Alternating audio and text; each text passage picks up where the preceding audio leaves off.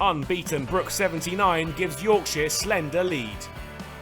Somerset had a horror start to their divisional stage campaign, torn to shreds by Nottinghamshire, beaten inside 3 days by an innings. A lot of work for them to do then against a Yorkshire side who had been held to a draw at the Aegeus Bowl. But the opening stages would do little to settle Somerset nerves. Just 2 on the board when Abel was out caught behind to Fisher. And Yorkshire struck again. Willie got the ball to talk, Lammonby caught in the slips for 8. Somerset rebuilt through Ali and Hildreth, and they took the score past 50 together. They got as far as 64 when Yorkshire removed Hildreth. He was well taken by Lythe off the bowling of George Hill. And momentum was back with them as the session wound towards lunch. Bartlett caught behind. Azhar Ali followed, bowled by Thompson as he looked to leave. And another before the break, Tom Banton's difficult year refusing to relent, out for a first ball duck, caught behind. Somerset held on through to lunch, but the damage had been done. Another difficult innings, and it left them 77 for 6 at the break. The break did little to help Somerset.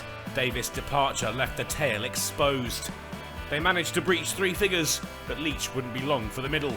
Another fine catch from Lythe saw him go for 4.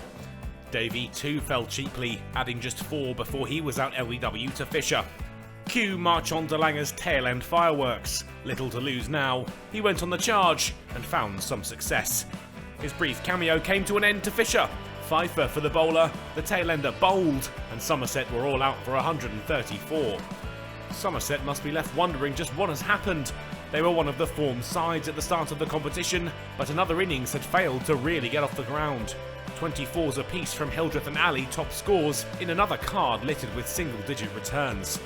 Fisher finished with a well-deserved 5 for 41 from 11 overs.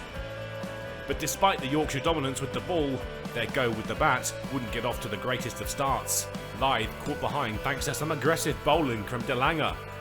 Kohler Cadmore too was in the firing line. He had to retire, unable to continue after being struck by a Davey delivery.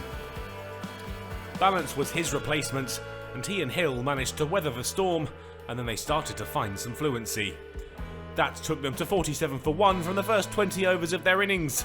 They reached tea, trailing now by just 87, but they weren't out of the woods yet.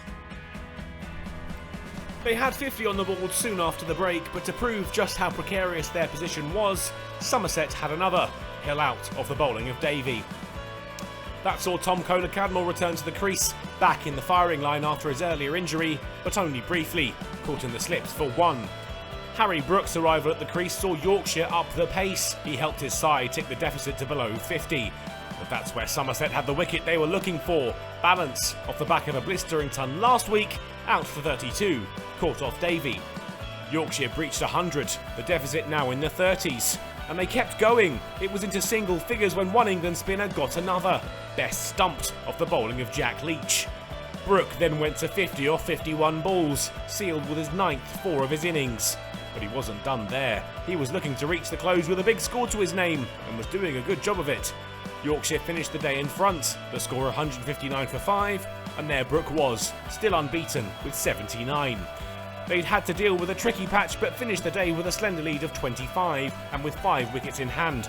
The hosts are on top, but there's still a long way to go until they can start to be confident. Somerset are a wounded beast, and will hope to drag themselves back into the game tomorrow.